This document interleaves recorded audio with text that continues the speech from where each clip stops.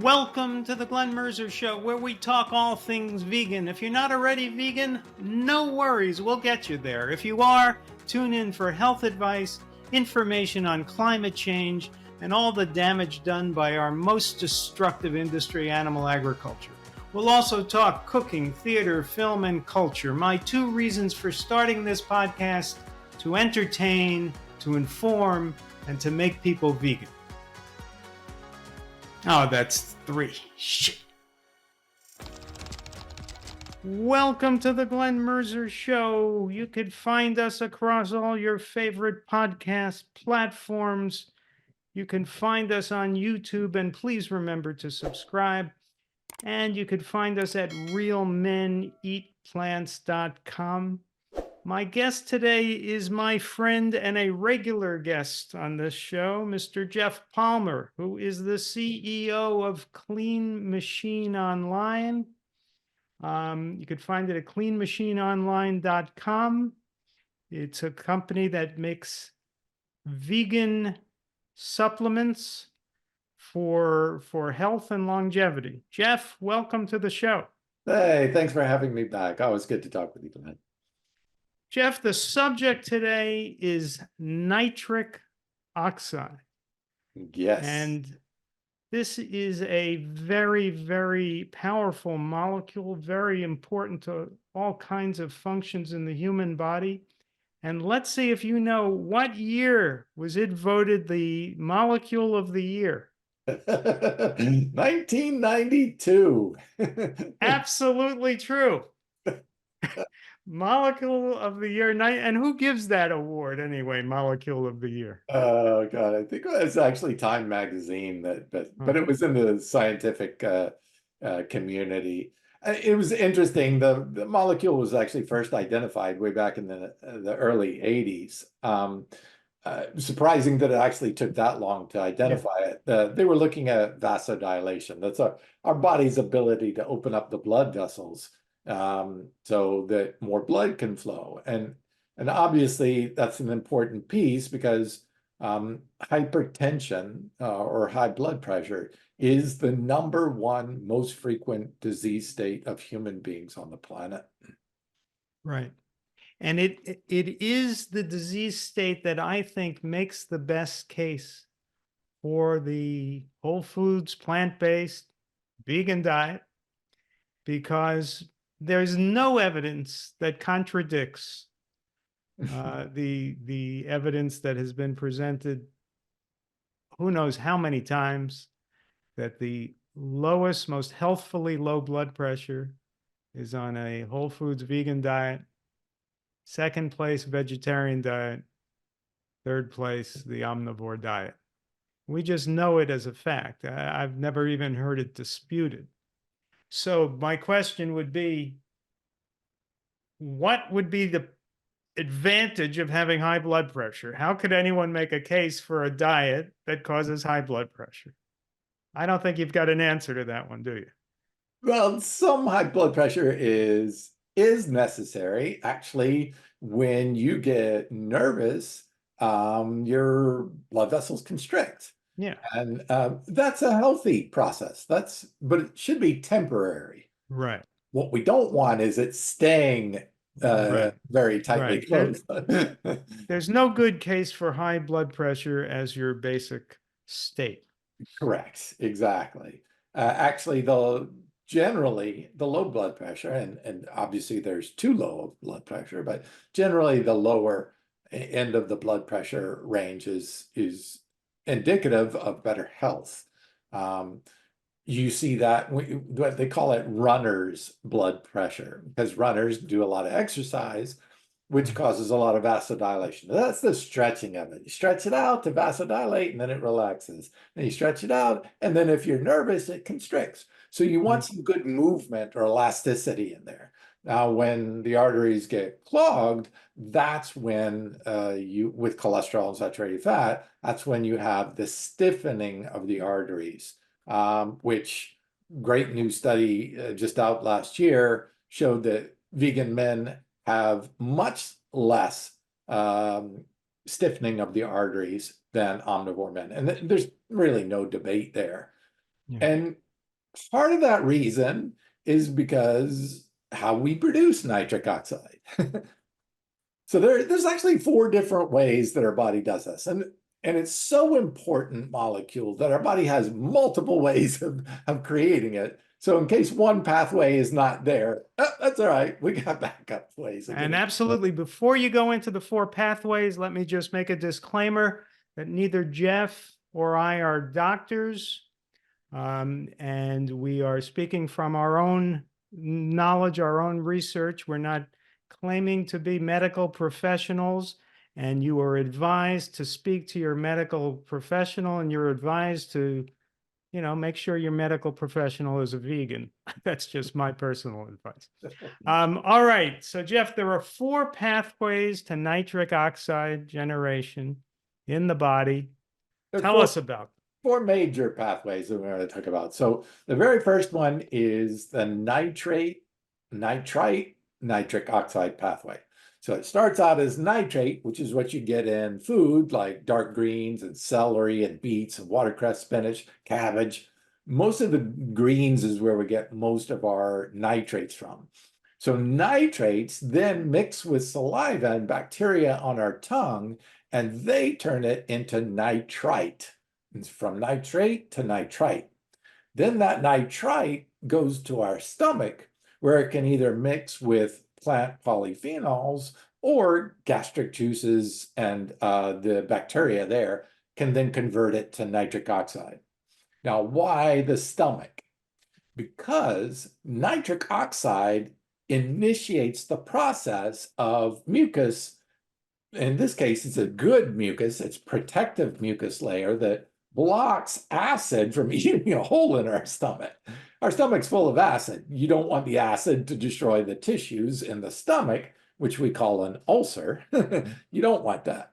So you have to have this protective mucosal layer there. Now, acid will eventually slough that layer off, so we have to keep replenishing it.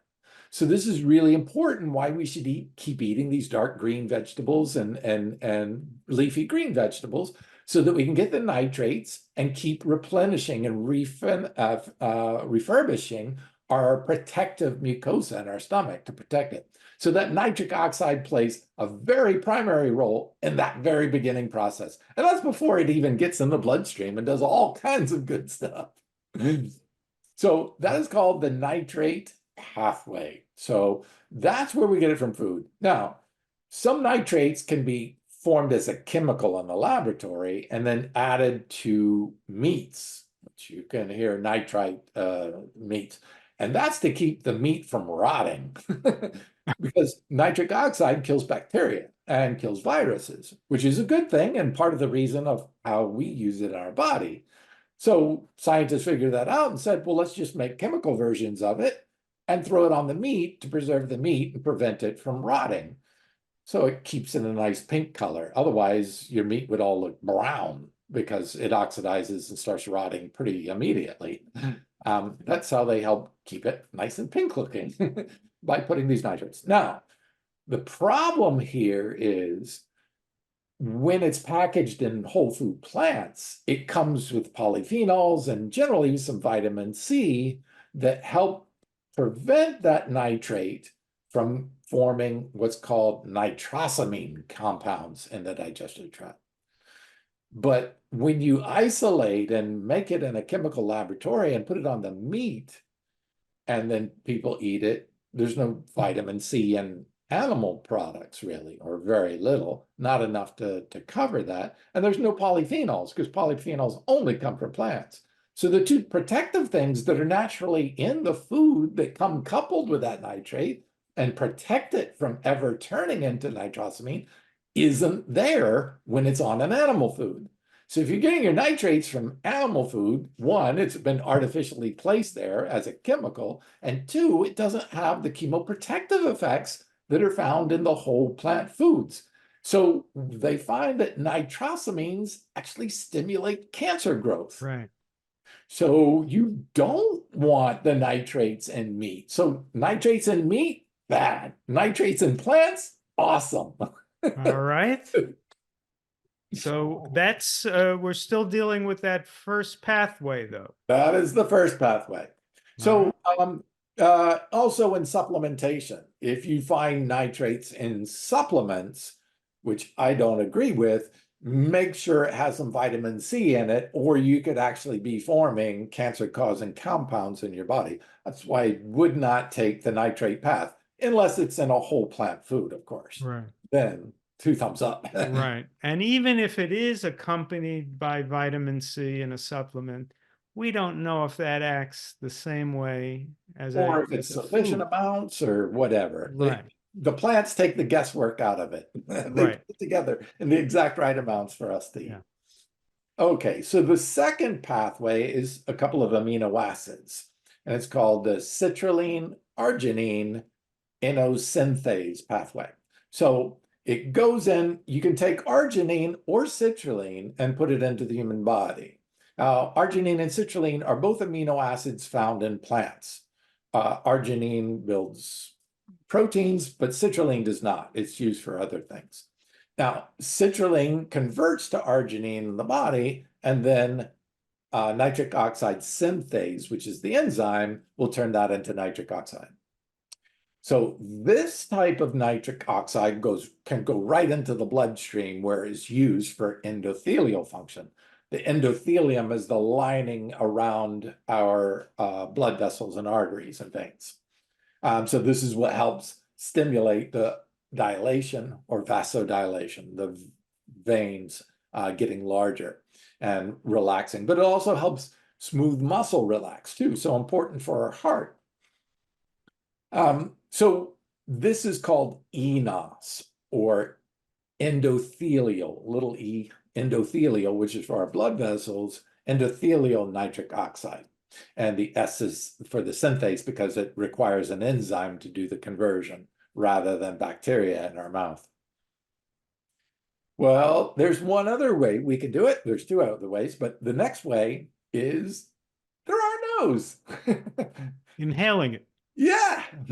So we can breathe in, and the back and forth movement of breathing through your nose actually creates nitric oxide. Now, why would the body want to do that? Well, what is the first and primary entry point for bacteria and viruses? No. You know it. That's where it comes in at. We breathe it in. That's where the coronaviruses generally get in, either our mouth, our eyes, or our nose, but generally our nose, because we're breathing through our nose most of the time. So we have a defense mechanism because nitric oxide can destroy viruses and bacteria and other pathogens. So it's right there at the entry point. How cool is that? We're creating the exact chemical we need to defeat them right at the point of entry. And of course, when we eat plant foods, we're creating nitrates in our gut. All those nitric oxide in the gut then can kill the bacteria in our gut. Now, carnivorous animals don't do this as well because they're not eating plants, so they're not getting the nitrates, right? That's why they have a really high acid content in their stomach. Burn a hole right through our stomach if we had it that high. That's so it will kill the bacteria on rotting carcasses. That's why humans are clearly, from our low acid stomachs and high nitric oxide stomachs, we're clearly more herbivores. We eat plants, that helps us get the nitric oxide, and we breathe through our nose. So that helps us get the nitric oxide in the 2 points of entry, our mouth and our nose, of all the bacteria and viruses. And that's because we don't need that high acid because we shouldn't be eating rotting animal flesh to begin with. Now, if we want more nitric oxide through this pathway, Yes. does that just mean deep breathing? That's where exercise comes in. When you exercise, what do you usually do? You have to breathe more, right? Because you're taking in oxygen in order to feed your body the oxygen it needs because you're using exercise. So in that process, that's why people who exercise, especially runners, generally don't get as sick as often because they have much higher nitric oxide, nasal nitric oxide. But here's a little cool trick, and I'm really not sure why this is the way it is, but humming can increase the nasal nitric oxide 15 to 20 times. You're kidding me. No. Now, animals do this. Chickens and cats actually purr. And this may be one of the mechanisms that they're also using in this vibratory experience to stimulate the production of nitric Now, oxide. why would humming increase your nitric oxide? So it may be a response to the vibrational state, because when you have activity of viruses or bacteria or pathogens, it's going to cause vibration. So creating that vibration may get the body to say, oh, there may be a pathogen there, create more nitric oxide. That's just my best guess. Wow. So either you can go on a whole foods, low-fat vegan diet and exercise all the time and sleep well, or you could just hum a lot. Well, that's part of the thing, but Okay. definitely you want dietary input, so you're getting Right. it from the plants. Right. But there's another dietary path. Well, and what is that? And here's the final one, and the one I saved the best for last. The problem with nitrates is that they could form nitrosamines, not in whole food plants, but if you get them in some other form, like animals or supplements, they can form cancer-causing compounds. Don't want that. The problem with arginine is that some people have herpes. Arginine feeds herpes simplex. So you taking a high amount of arginine can actually cause herpes outbreaks. So there are many people that actually have to stay or reduce or keep in check their amount of arginine. So the arginine pathway is not always the best either. Now, if you're getting it in whole foods, you're probably not worried about it. Most of that is just not real high protein foods. Like soy is one of the highest in arginine there is. Generally a good thing if you don't have problems with herpes, but if you do, that's probably one to stay away from. So both of the nitrate and the citrulline pathways have some pluses and minuses to them. And nasal breathing, well, how many people are going to go around? Probably not, and if you're not exercising regularly, that's not working for you. And walking around the office place humming, people might think you're a little, yeah. But the last one I love the most, and it's because one, it supports our own body's production. I love that. It doesn't require intake of arginine or nitrates. It just requires that you eat plants that are rich in colors. Polyphenols. The higher the polyphenol content, the higher the nitric oxide production. So it's twofold. Not only is it in the process, does it help the body create its own nitric oxide better, but it also helps bind to it and protect it. Nitric oxide is a very volatile molecule. It's very active. Now, that's a good thing and can be a not a good thing. It's a free radical because it's a singular oxygen. Remember, it's got a nitrogen and a single oxygen bound to it. So it can actually be an oxidative. And usually we want antioxidants. Well, guess what polyphenols are? They're one of the most powerful antioxidants there. So they can protect that from being damaging, but they can also keep the path life of it. Now, our body, as soon as it starts making nitric oxide, it wants to destroy it right away and get it out of the system quickly so that free radical doesn't damage anything. So as a very short cycle, actually about 3 seconds, it's very short. That is short. Yes. So the body, though, has a way in saying, well, wait a minute, if we've got an antioxidant protecting it there, it can hang out longer. And then you can reuse it and reuse it. And so it's extending both the time and the amount and the efficacy of the nitric oxide. So polyphenols does double duty, increases the nitric oxide production, but also helps protect it so it lasts longer in the body. So you get even more of the beneficial effects without the negative effects. Supports the body to do its best thing and then protects it so that your body can do the right thing for longer and better. Now, polyphenols only come from plants. There are 0 polyphenols in any animal product. Eggs, no. Dairy, no. Meat, fish, chicken, no. None in any animal product. Only made by plants. And the darker and richer the color of the plant, the higher the polyphenol. Now, there's a whole boatload of different polyphenols, from floridin and apple skin to fisetin and strawberries to ECGC and green tea to cocoa flavanols and I mean the chlorogenic acid in coffee. They're all over the place. The plant kingdom makes literally thousands. There's been over 8,000 polyphenols identified already that have their own unique health benefits, but they almost all contribute to the production of nitric oxide. So there you have it. The benefits of nitric oxide are in immune health, in neuroprotection, in smooth muscle relaxation, to blood vessels and preventing hypertension. It's even implicated in diabetes too. So the health benefits are across the board. And then you add on to it that these rich polyphenols in plants, brightly colored and dark colored plants, are doing some amazing health benefits on their own, as well as contributing to the nitric oxide. It's a beautiful marriage. And it all comes from plants. Only plants. Nitric oxide has so many roles in the human body that it's remarkable that it wasn't discovered or realized to have these benefits until just a few decades ago, right? Partly because, one, it's a gas, so it's not seen, and then two, it's short lifespan. Remember, just a couple of seconds.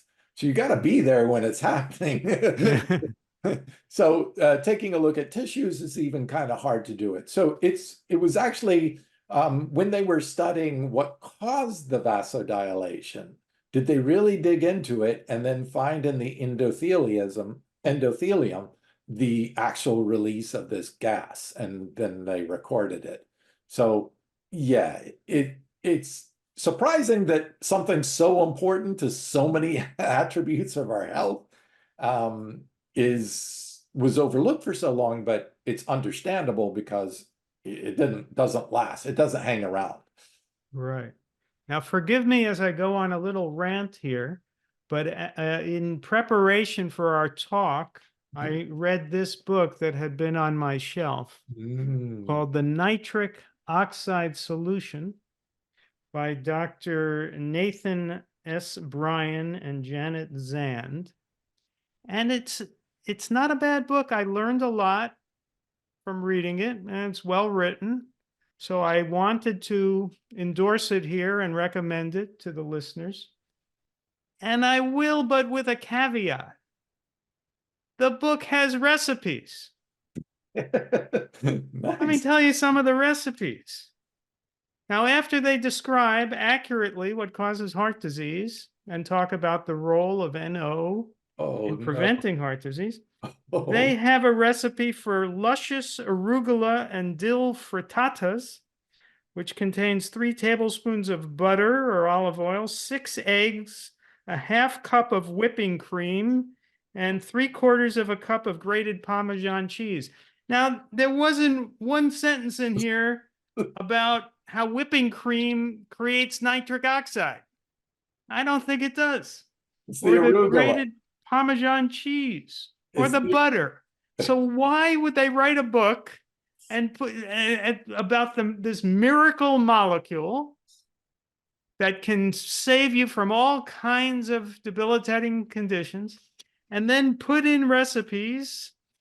This sounds good. Vibrant tarragon and beet soup. And beets are excellent for generating nitric oxide. The beet greens are even higher than the beets themselves. Yeah, but not if you have it with a half cup of heavy cream, 4 tablespoons of sour cream, 1.5 tablespoons of butter. Then they've got crunchy endive and blue cheese salad. Hint, the endive is good, the blue cheese is bad. 1.5 cups of blue cheese.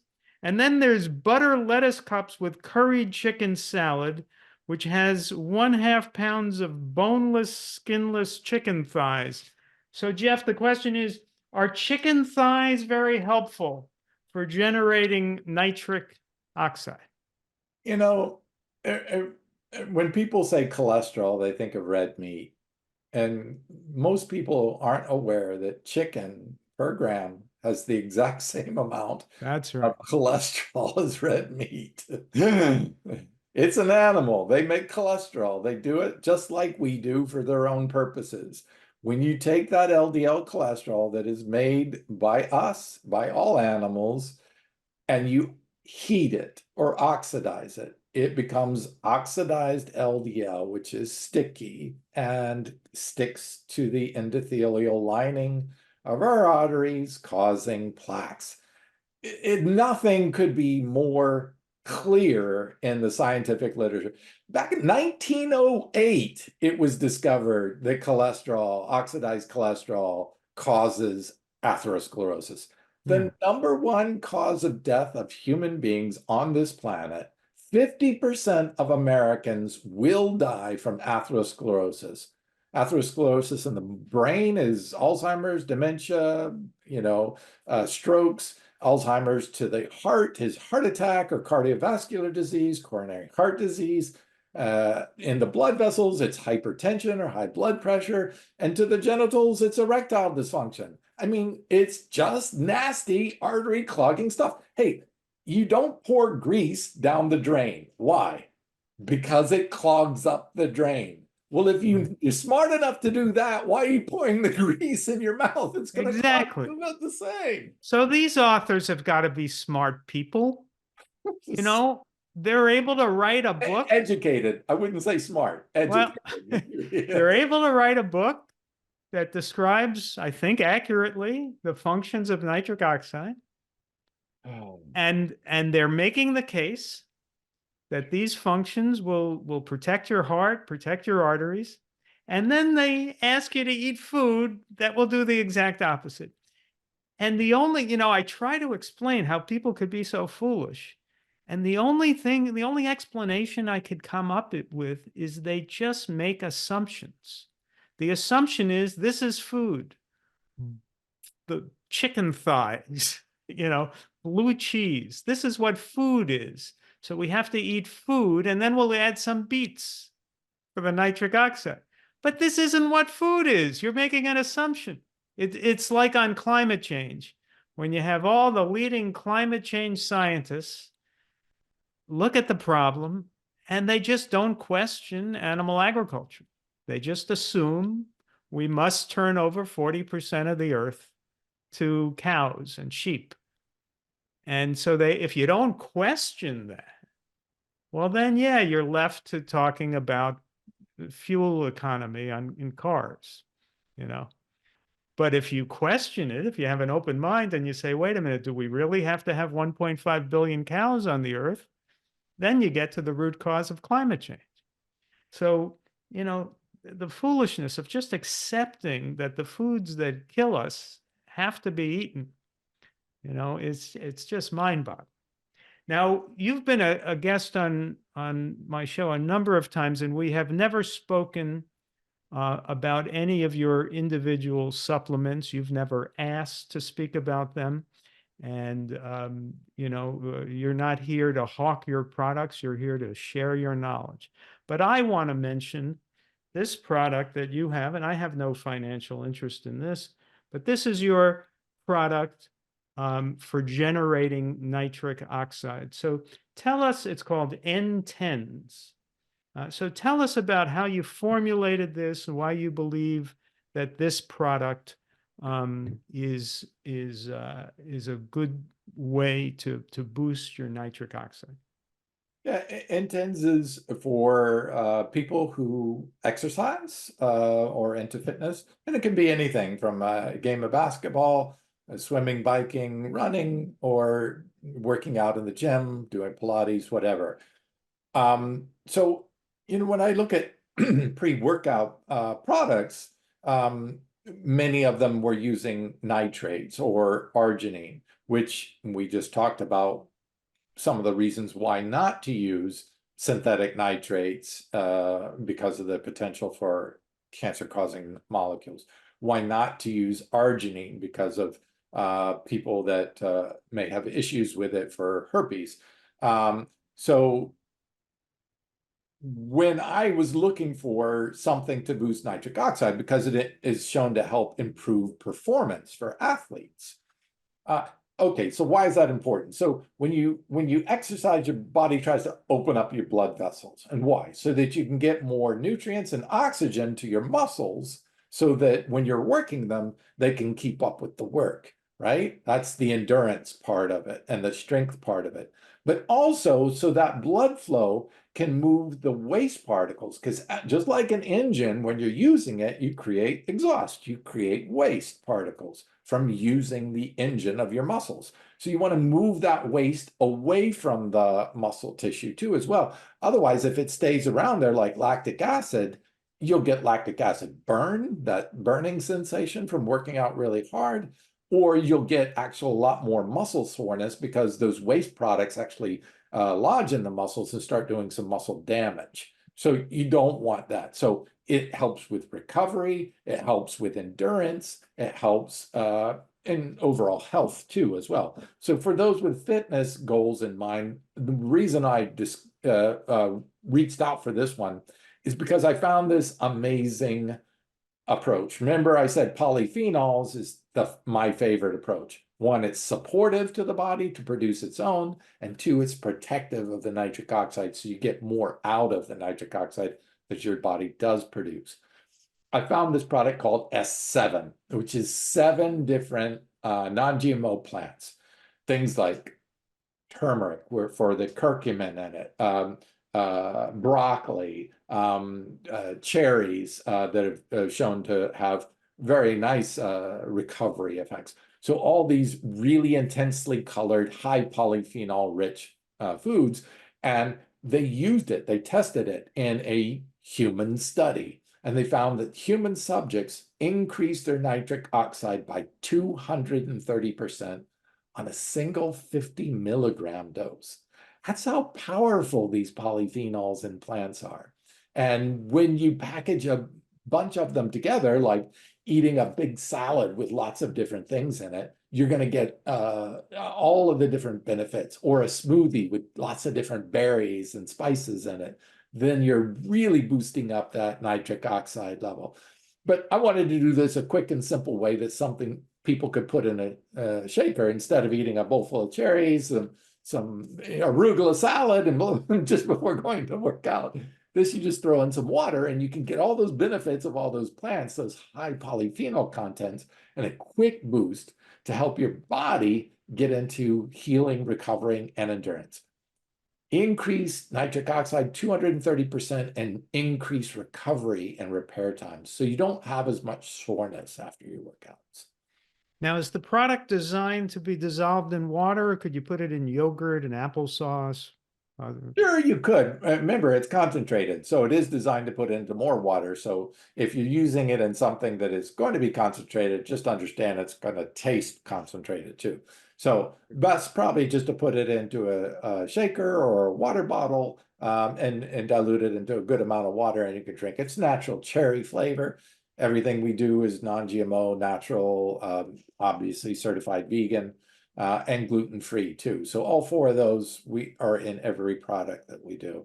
Obviously, being a vegan of almost 4 decades. March, I will start my 40th year as a vegan. Oh, we're going to have a special show. Yes. We're going to have some festivities here for that. Let's see, when will it be 40 years for me? I think it'll be in about 5 more years or so. We're close. If you want to optimize your health by following a plant-based low-fat diet, look into the education, events, recipes, exercise, fun, and more provided by the Plant-Based Nutrition Support Group at pbnsg.org. So let's talk about supplements in general. You're in the supplement business. You have Yes. your company, Clean Machine, cleanmachineonline.com. And you have a certain number. How many different supplements do you sell? You sell D3, the N10s, Omega-3. Omega-3. Mm-hmm. And a product called Subblock 80, which helps support both for men and women optimal hormone levels. Okay. And it's more for balancing and optimizing hormones, not just stimulating. I don't believe in that. Okay. But I want to ask about your overall view of supplements. There are some in the whole food plant-based movement who emphasize the whole food and say, you don't need supplements, don't worry about supplements, just eat whole foods nature has designed, a bounty for us, and emphasize whole plant foods rather than isolating nutrients. But usually they'll say, but you need B12 if you're a vegan. So with the exception of you have some whole food plant-based advocates, vegan advocates who just say, just take one supplement, B12. Some others say, well, B12 plus D3. Take your vitamin B and your vitamin D, and then you're done. You don't have 50 different types of supplements. You just have a few. But tell us your philosophy on supplements. How many do you think, are valuable to take? How many supplements do you take? And how do you see the role of food versus supplements? So I think there are some things. We have changed our lifestyles in modern living. We're not living naked outside in nature, and we're not have our feet in the soil and pulling food right out of the ground and eating it. That's just not what any modern Americans or humans, mostly for most of the civilized modern era does.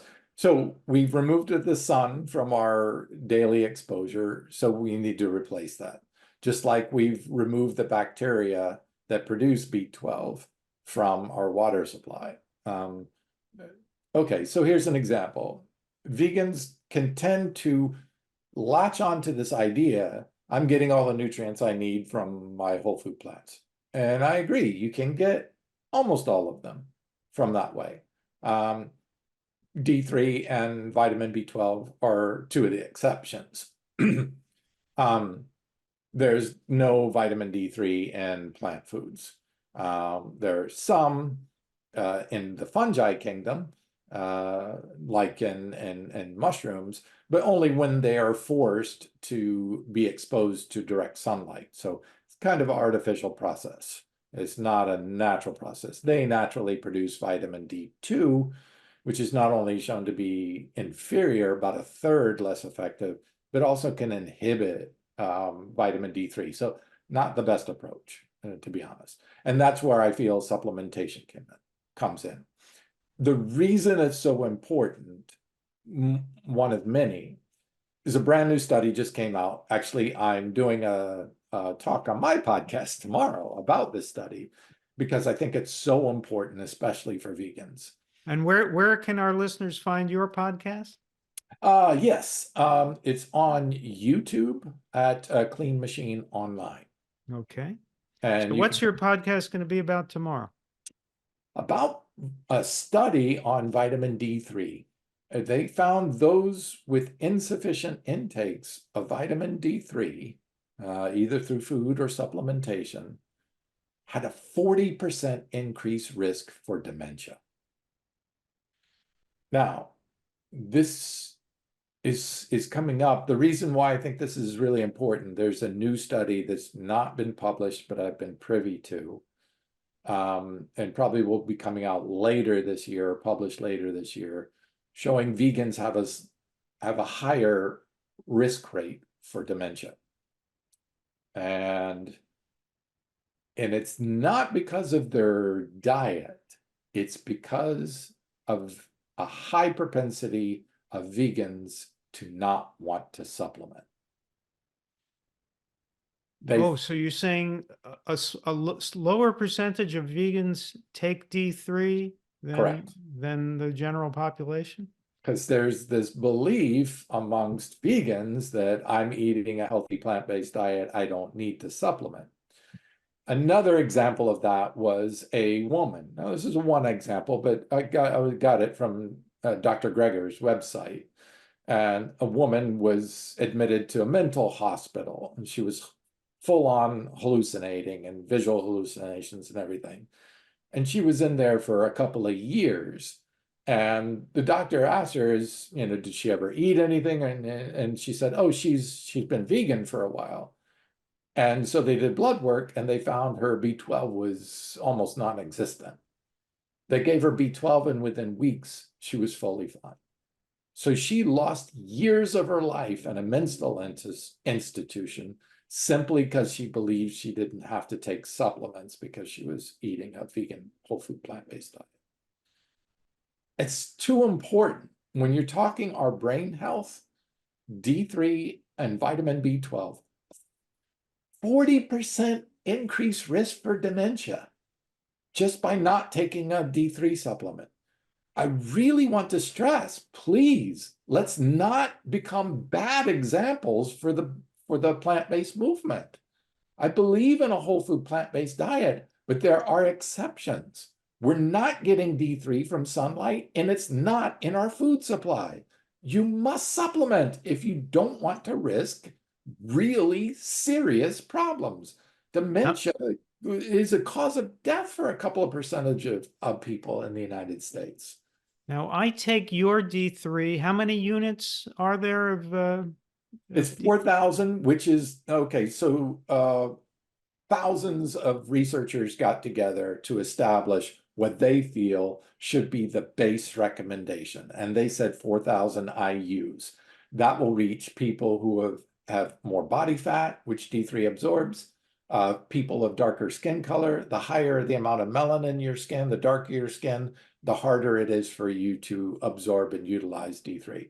So 4,000 will fit just about everyone, whether you're elderly, overweight, Black, Hispanic, whatever. This will cover just about everybody. And so this is what we put in ours. That's the highest recommendation of the largest global consortium on vitamin D3. Now, it gets absorbed better when it's accompanied by fat. Is that right?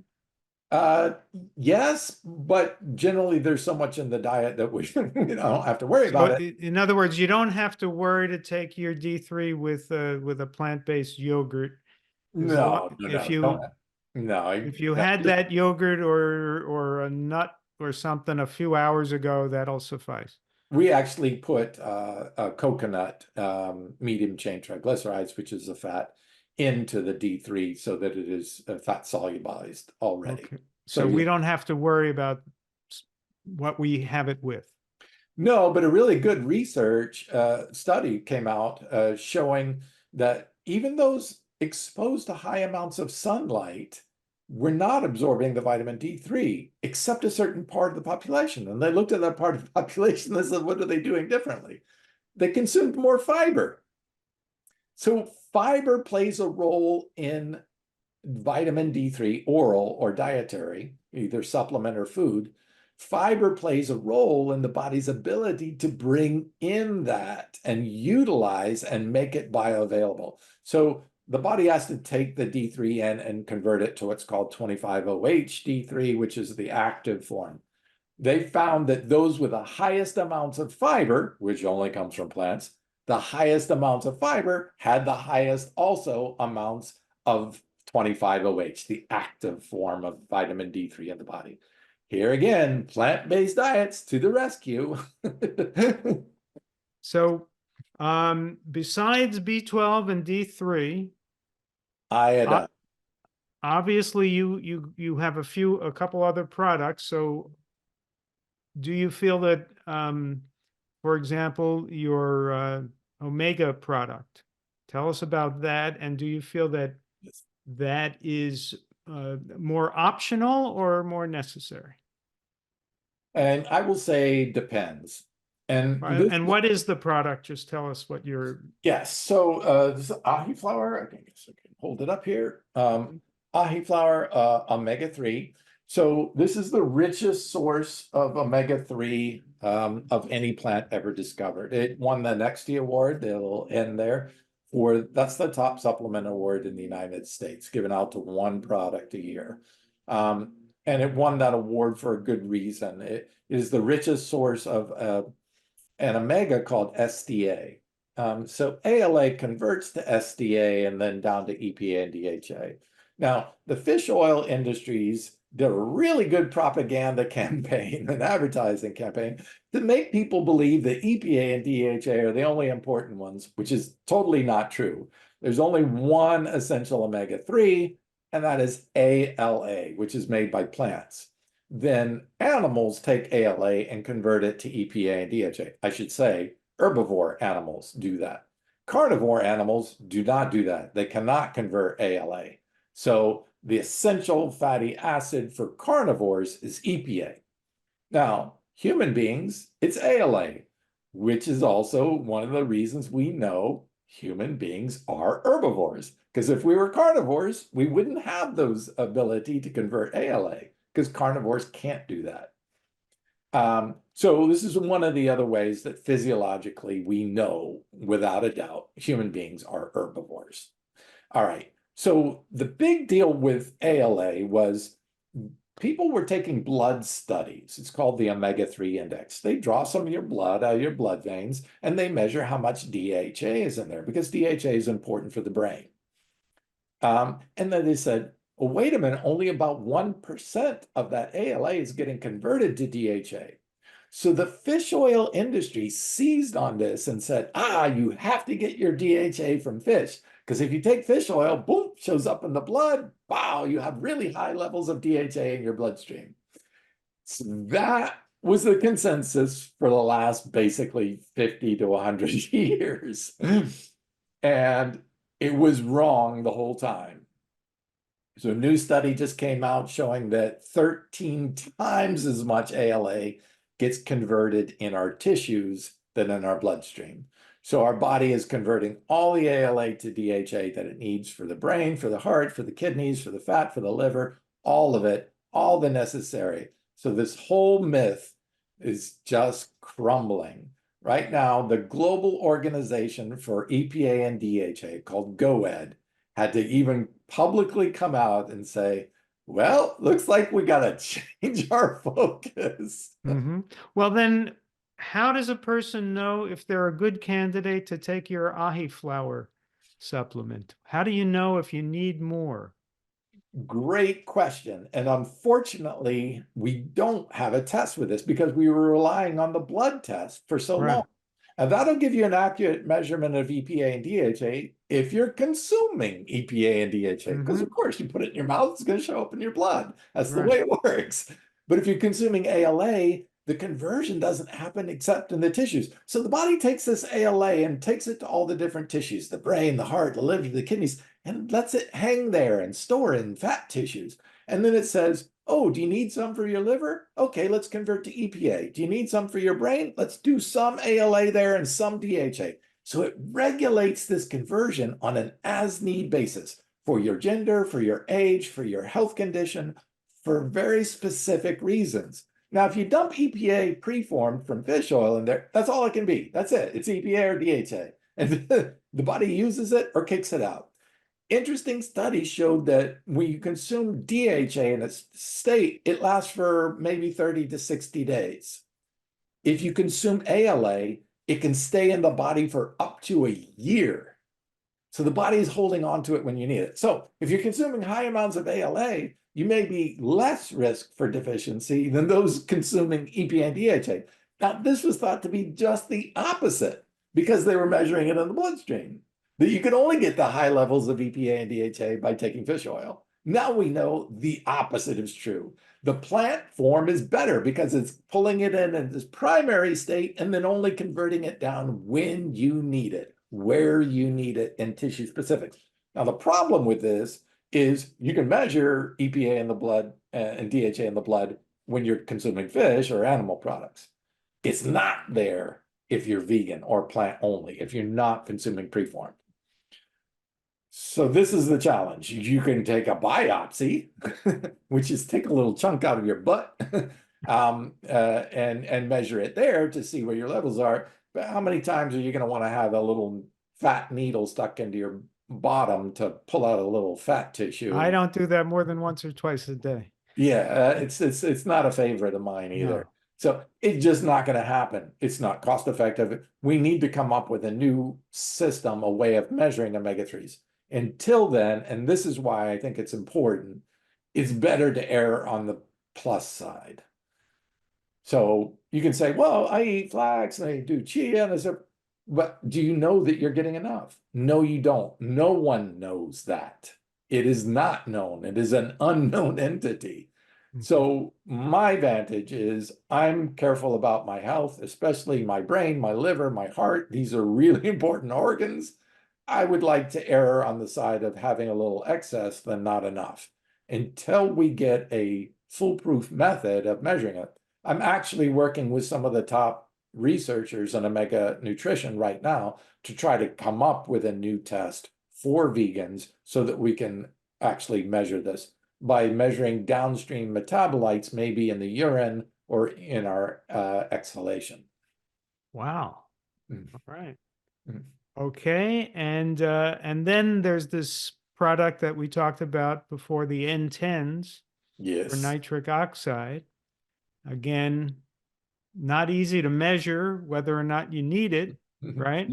Well, and that's why I choose these ingredients that have been already researched in and published in human studies. So we know, yes, we gave it to humans. This is what we measured.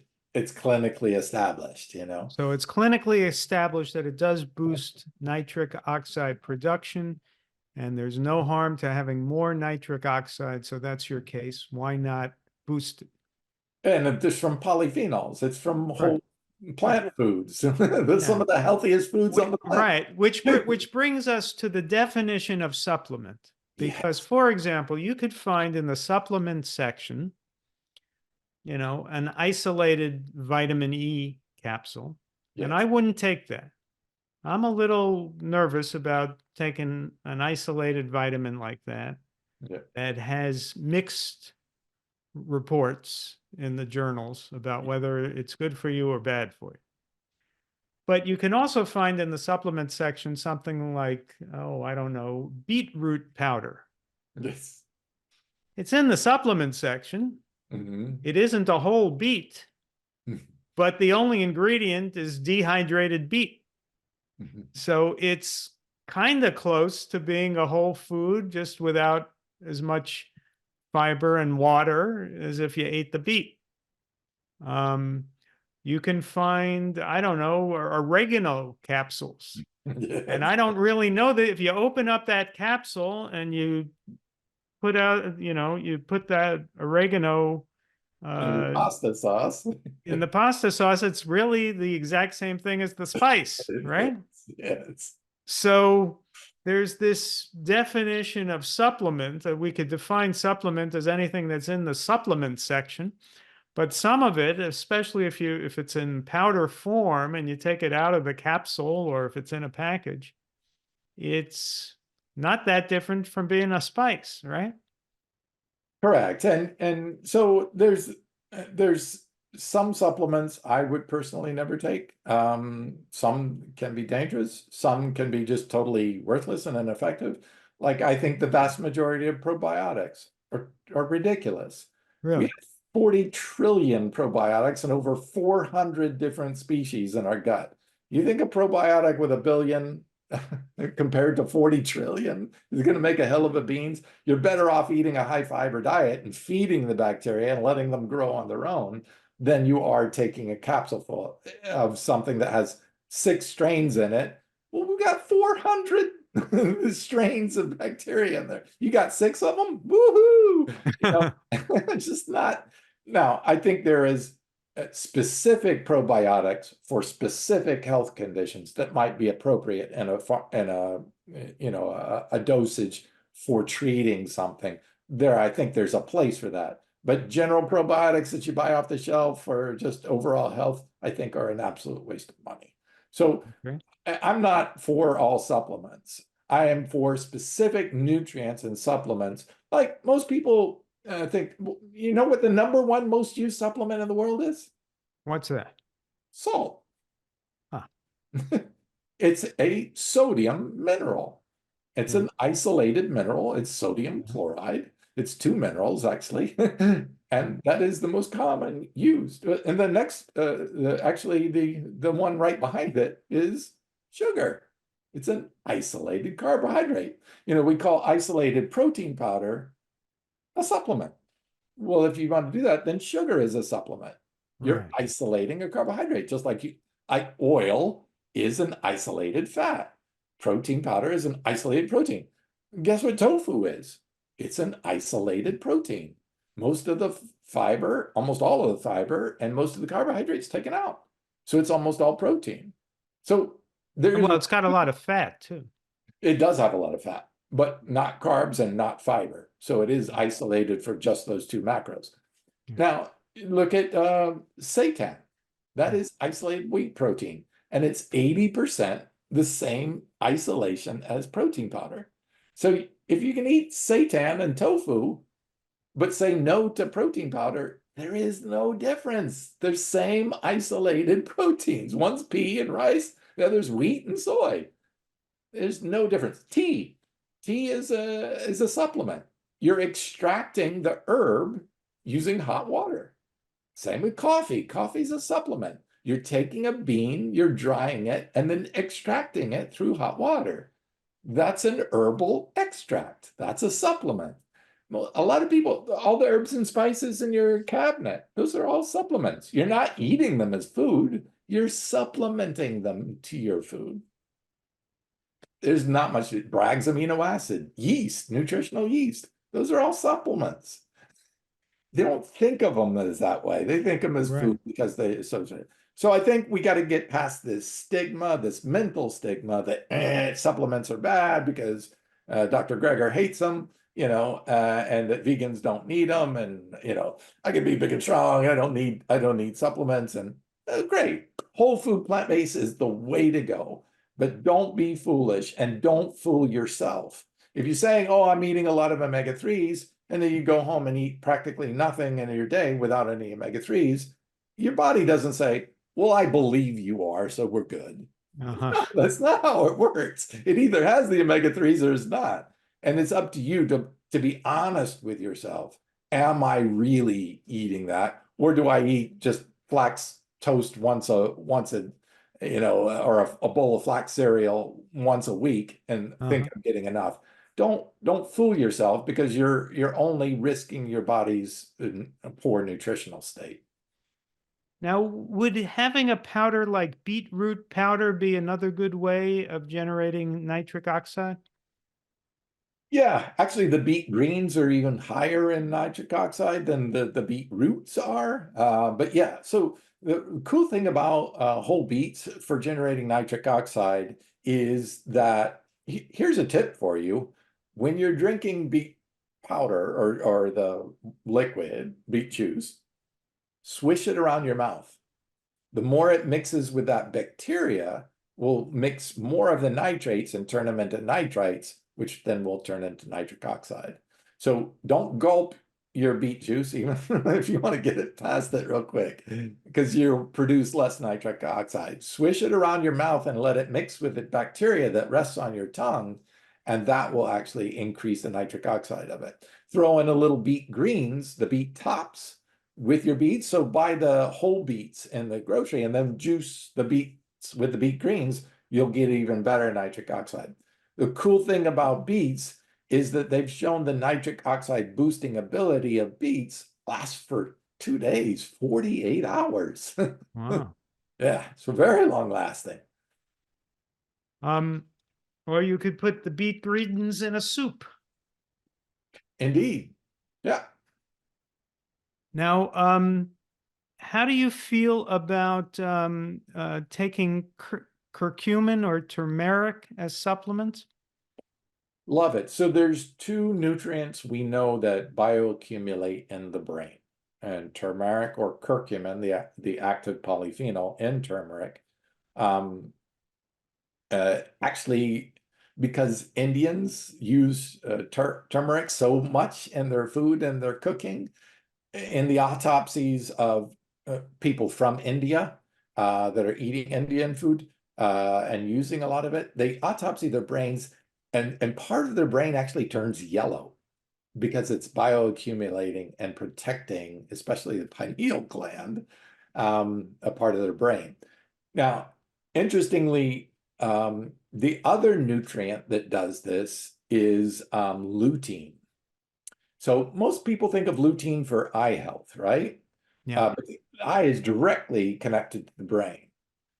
So not only does it protect the eyes from blue-ray light damage, lutein acts as kind of a sunscreen for your eyeballs against blue-ray, which is, your phone, your TV, your computer, all of those are blue-ray. So that protects it. But they found that the mother, when she's eating food, that gets all sucked up by the baby. The baby hogs grabs all the lutein it can out of the mother's bloodstream and then stores it all up in the brain.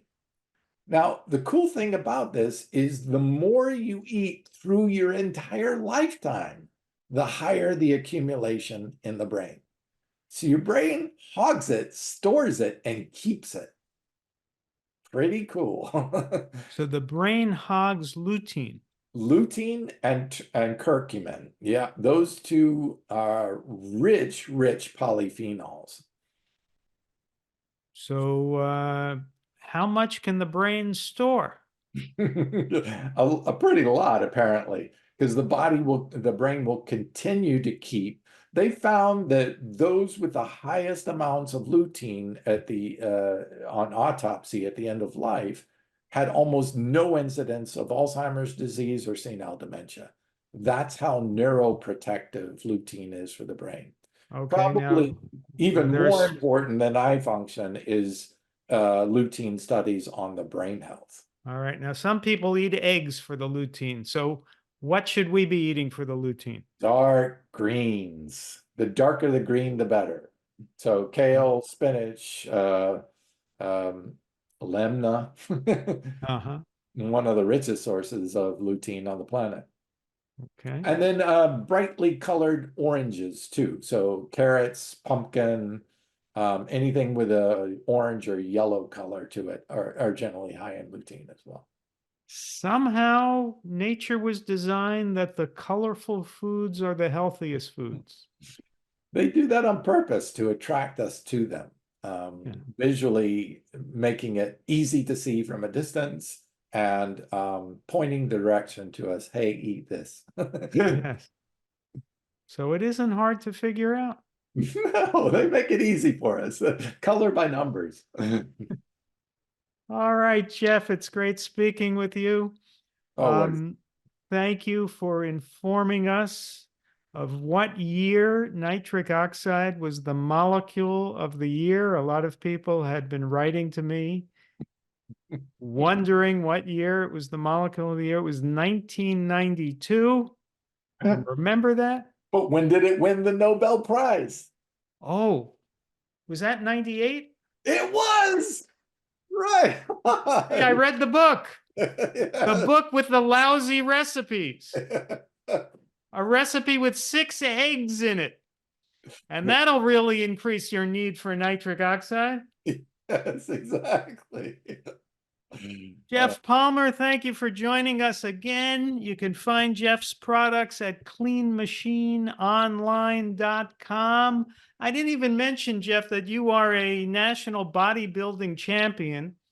And in your honor today, I did 25 push-ups, Right. which may be a national record for a person my age. So 25 push-ups I did. That's awesome. Look at that. Well, best I can do. Geoff, we'll see you soon. Everyone, please subscribe to the Glen Mercer Show on YouTube. And see you next time. This has been the Glen Mercer Show, where everyone listening turns vegan, regains their health, and annoys their friends and relatives. Find us on YouTube at the Glen Mercer Show and across all your major podcast platforms. Don't forget to subscribe.